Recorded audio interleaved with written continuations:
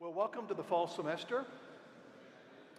Hope you've gotten your new backpacks and know where your lockers are and all that other kind of stuff.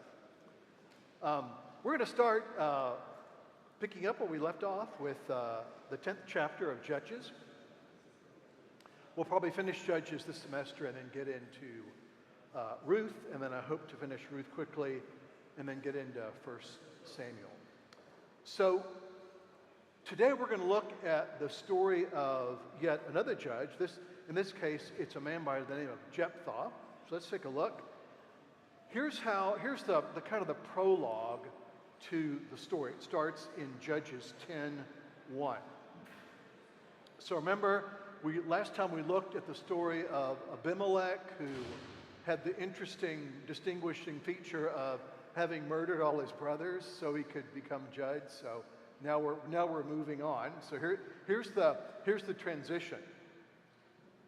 After Abimelech, there arose to save Israel Tola, the son of Puah, the son of Dodo, a man of Issachar, and he lived in Shamir in the hill country of Ephraim. And he judged Israel 23 years, and he died and was buried in Shamir. After him arose Jair, the Gileadite, who judged Israel 22 years, and he had 30 sons who rode 30 donkeys, and they had 30 cities called Havot Jair to this day, which are in the land of Gilead, and Jair died and was buried in Kamah. So that may sound once again like that's insignificant, who cares? But we're being given some important details about what's going on, so we just want to notice them. So I want to say just a word about Jair here. He's obviously not that important because we're not really told much about him, except for two things, and both of them are significant. First, we're told that he had 30 sons. Imagine putting all of them through college, especially if they all decided to go to Stanford, right? And we're told that all 30 of them rode donkeys. Now, once again, that may not seem significant, but we have to kind of put ourselves back into this context. The Canaanites, the native people who inhabited what we now call Palestine, right, had what we would call a sort of an off-kilter set of values. For them, their sort of highest values were fertility and wealth. And so we're being told here that Jair, in effect, is the ideal Canaanite ruler. Unfortunately, right, he happens to be ruling over the people of Israel. And there's the message, right? The message is, as we've seen, right, Judges is the story of the sort of like the corruption of Israel. And so now what we're seeing, right, is we have leaders, in this case Jair, we'll see this continues, right, who in effect are Canaanite leaders because the people of Israel have themselves become Canaanites. And that's the message. Okay, so in this case, right, the book of Judges is allowing us to look at the people of Israel through the character of the people who are leading them. So let's start with the story of Jephthah here. And here's, once again, this is like really bad news. So here it is. This is Judges 10:6 and following. The people of Israel again did what was evil in the sight of the Lord and served the Baals and the Asherot and the gods of Syria and the gods of Sidon and the gods of Moab and the gods of the Ammonites and the gods of the Philistines. And they forsook the Lord and did not serve him. So the anger of the Lord was kindled against Israel, and he sold them into the hands of the Philistines and into the hands of the Ammonites, and they crushed and oppressed the people of Israel that year. For 18 years they oppressed all the people of Israel who were beyond the Jordan and in the land of the Ammonites, which is Gilead. And the Ammonites crossed the Jordan to fight also against Judah and against Benjamin and against the house of Ephraim, so that Israel was severely distressed. So notice once again we have this really important description of what's happening. The people of Israel did what was evil in the sight of the Lord, and they served the Baals and the Asherah. Just a reminder, right? Remember, Baal was the Canaanite storm god. Also, he had an interest in fertility. And then Asherah, or the Asherot, she was a fertility goddess, Canaanite. And they worshiped the gods of Syria, the gods of Sidon, the gods of Moab, the gods of Ammonites, and the gods of the Philistines. Notice what's going on here. The people of Israel leave off worshiping the one true God and start worshiping all the other ones. Okay? This is like the sign of like how off-kilter things are. Okay?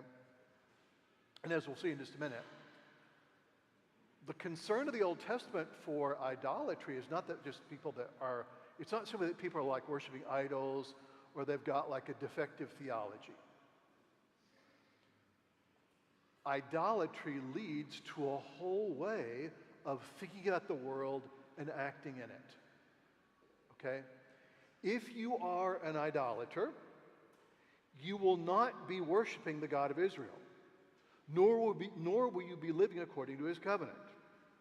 That's kind of the way it works. Okay? So that's what the Old Testament's really concerned about here. So we find, right, as the story of Jephthah begins, we find the people of Israel literally have left off worshiping the God with whom they have a covenant, and they're basically decided to worship all the other ones. Now, you might want to ask yourself, okay, well, why? Why would they do this? I think that's a really good question, and I think the answer is something like this. The people of Israel are looking around, and what are they seeing? They're seeing these walled Canaanite city-states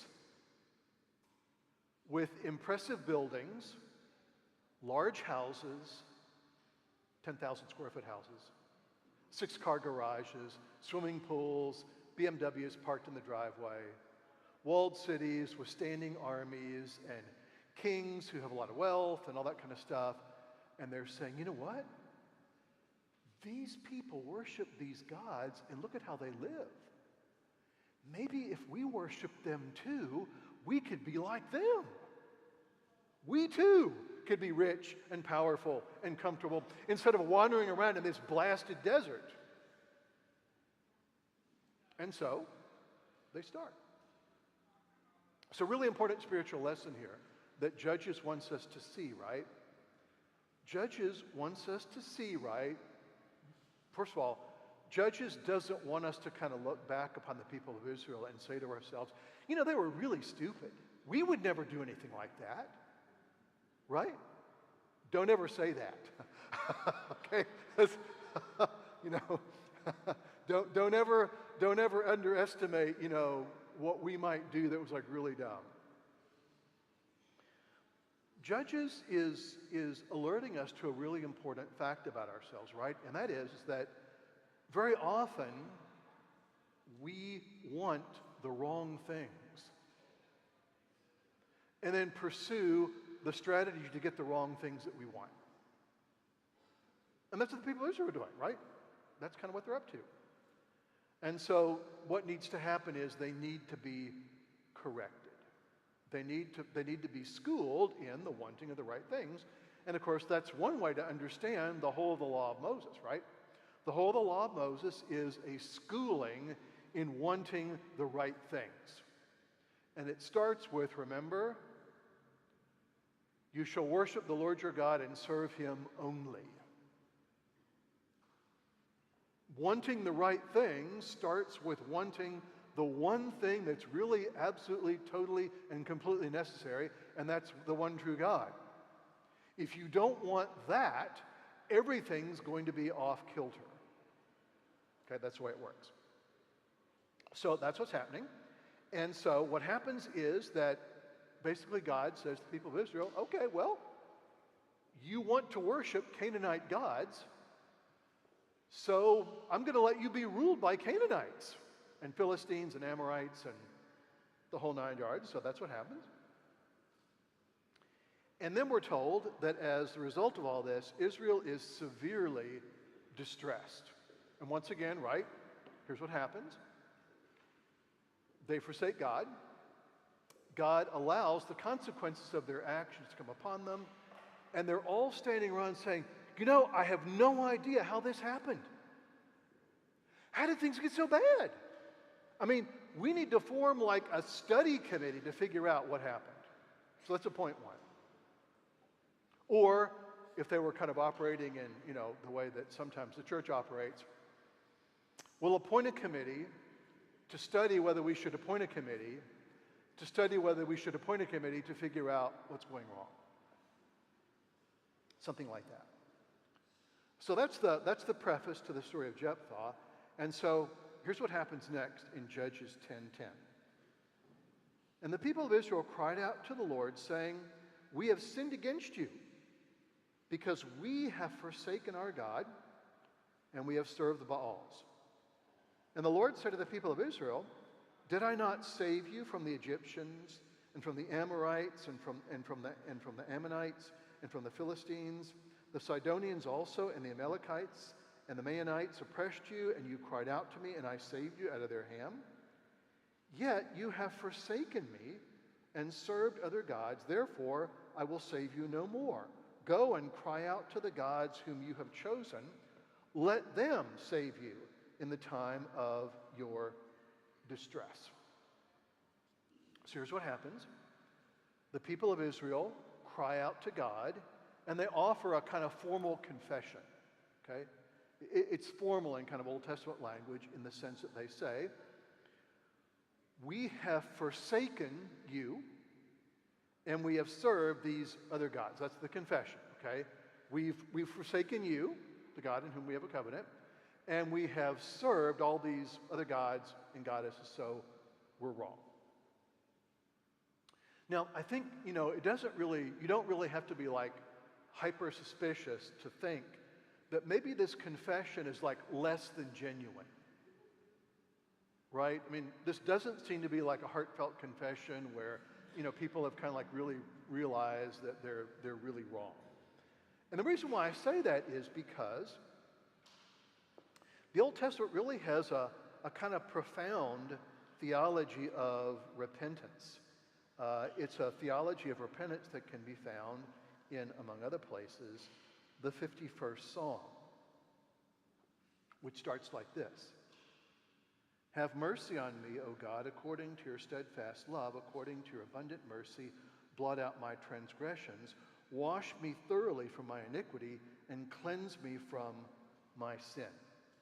That is, Psalm 51, right, says that genuine repentance, right, is that state where not only we recognize that we're wrong, we've made a mistake, but that we also desire to be delivered from the thing that led to the mistake being made.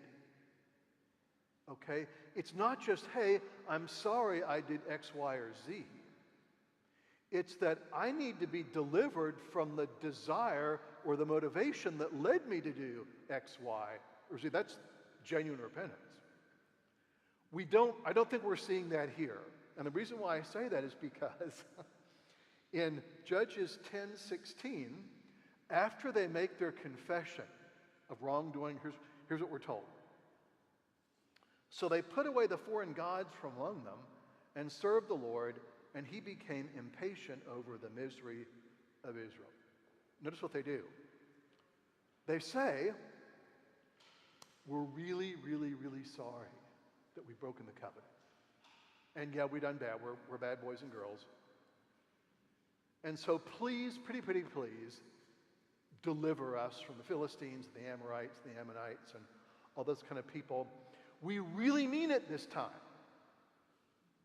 Meanwhile, they take all of their idols and put them in the hall closet. So that at some future point, right, they can be brought back out. Kind of like Christmas decorations. Right? You know, when Christmas is over, take down the tree, you put all the ornaments in boxes, the boxes go in the hall closet or up in the attic, they'll be coming out next year. That's what's going on with the idols. Okay? They're just kind of like put away in a closet so they can be brought out again when they're needed. Because, right, you don't want to leave your bases uncovered. Okay?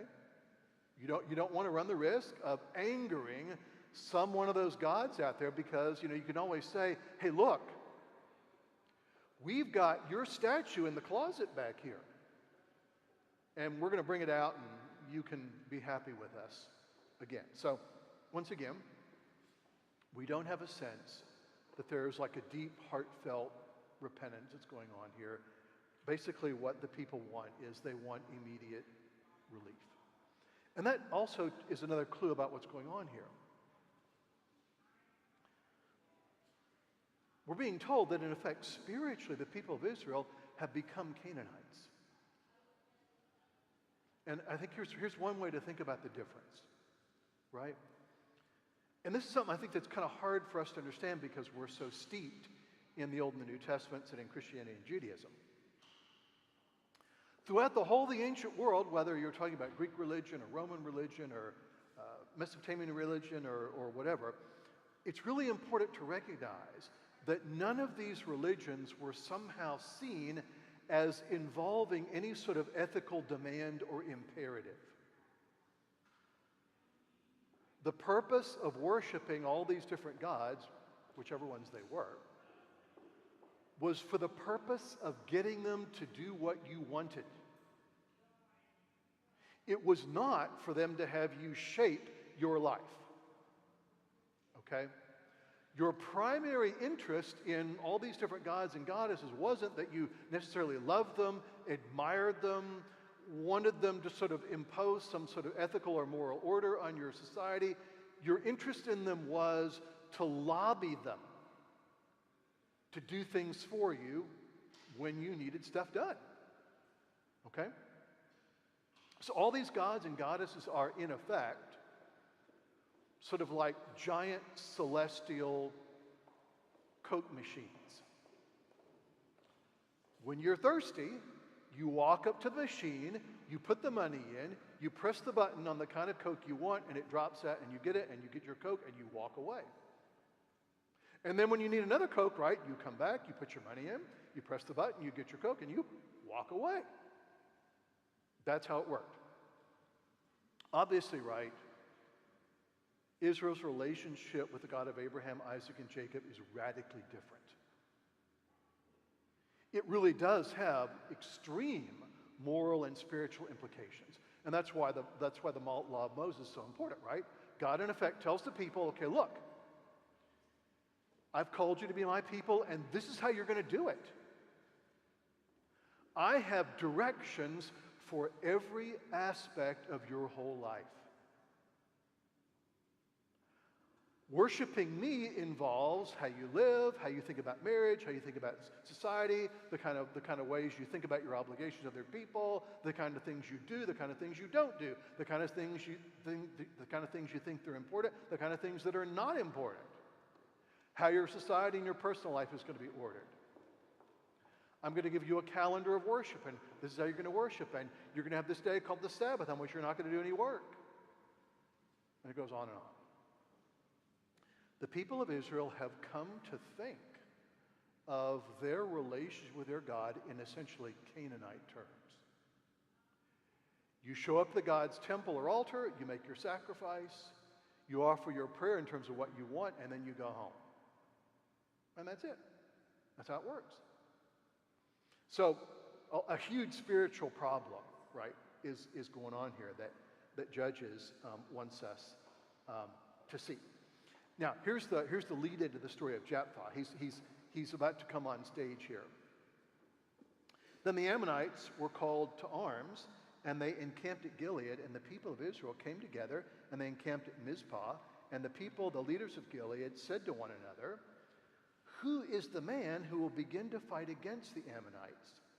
He shall be head over all the inhabitants of Gilead." So, notice what happens here. We're in trouble. We need someone to kind of lead us, someone to act kind of like a Canaanite king. Hint, hint, hint.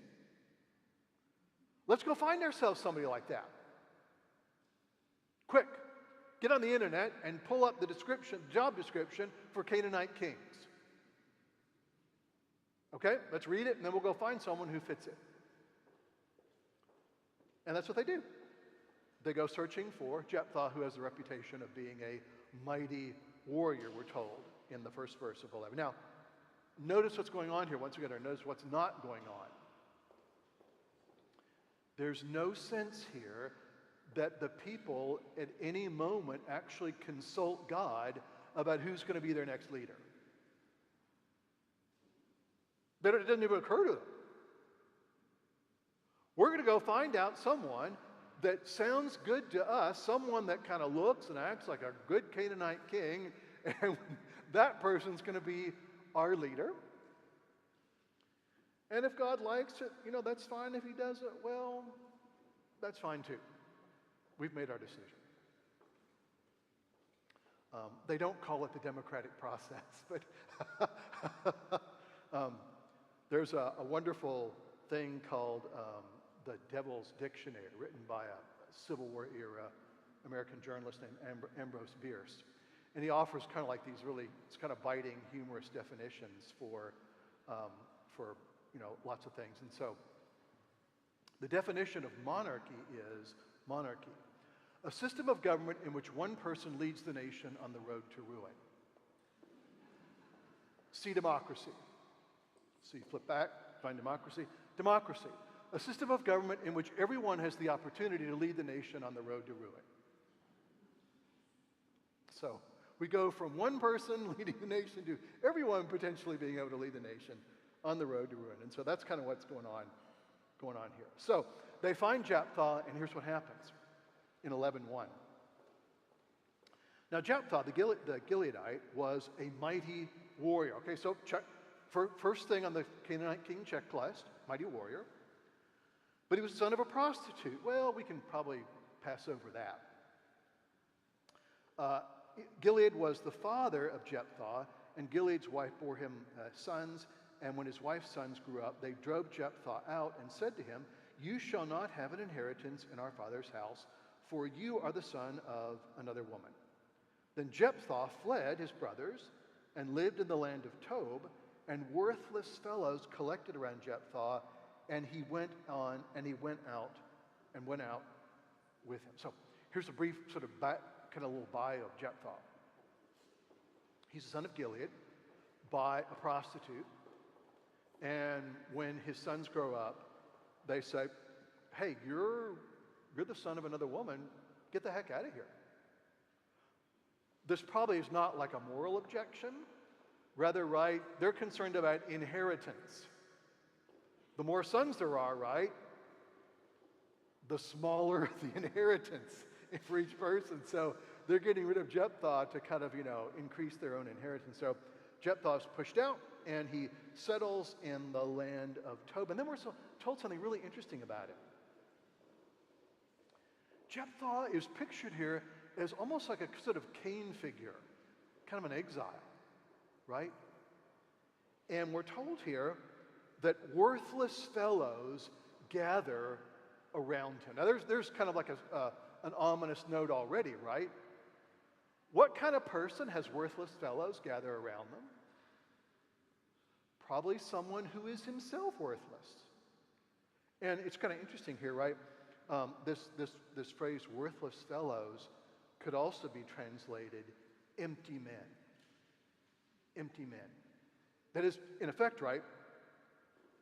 Jephthah here is pictured as kind of like a in-person portrait of Israel herself. He's this kind of runaway, exile person who could be like the ideal Canaanite king, and he's surrounded himself with people who are empty. Empty. There's not much about them. By the way, these empty or worthless fellows, in effect, become his cabinet.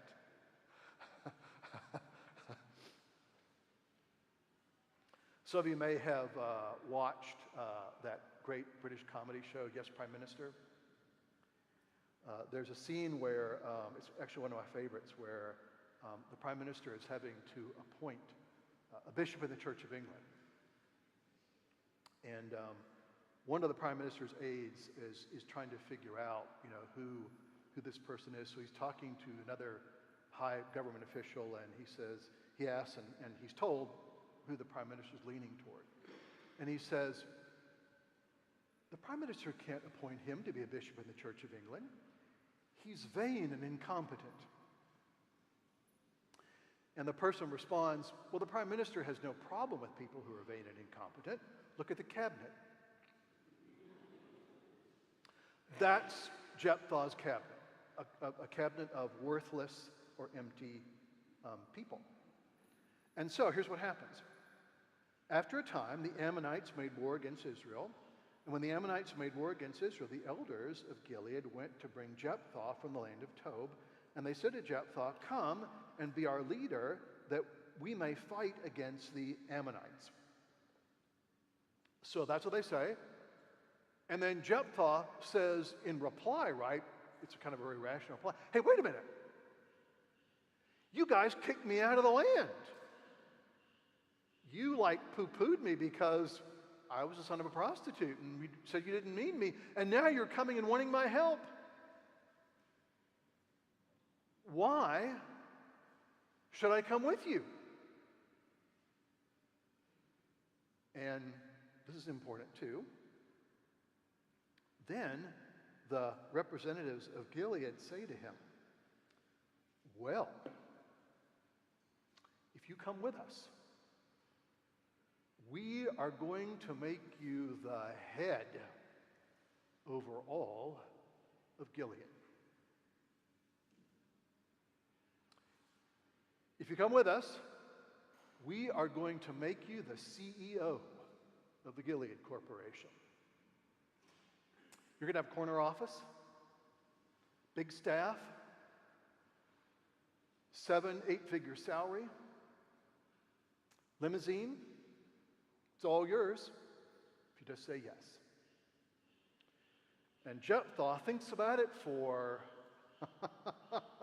2 seconds and says, when do we leave? And off they go. Once again, that tells us something really important about Jephthah. He becomes the head and the leader over Gilead. In effect, right, Jephthah is kind of like a king. That's really the status he's given. Now, something else occurs, and this will be probably the last thing that we can take a look at.